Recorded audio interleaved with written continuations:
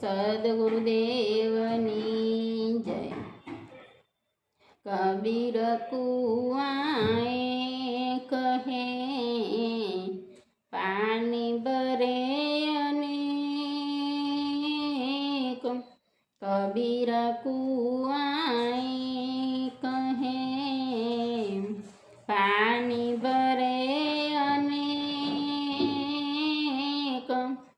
बर्तन में ही भेद है पानी सब में कबीरा। पानी सब में।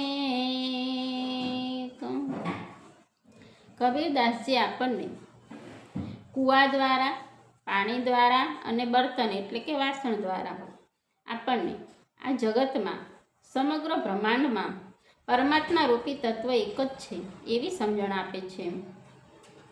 તો કબીર કહે છે કે આ જગતમાં બધા મનુષ્યોના શરીર, એમના મન બધું અલગ અલગ છે, એમના વિચારો, એમના વર્તન બધું અલગ અલગ છે, પરંતુ ઈશ્વર રૂપી તત્વ તે એક જ છે।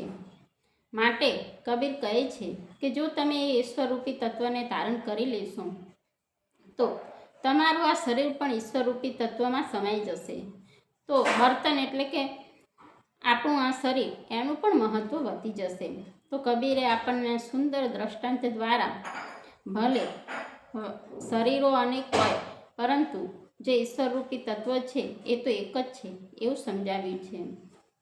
સદગુરુદેવની જય।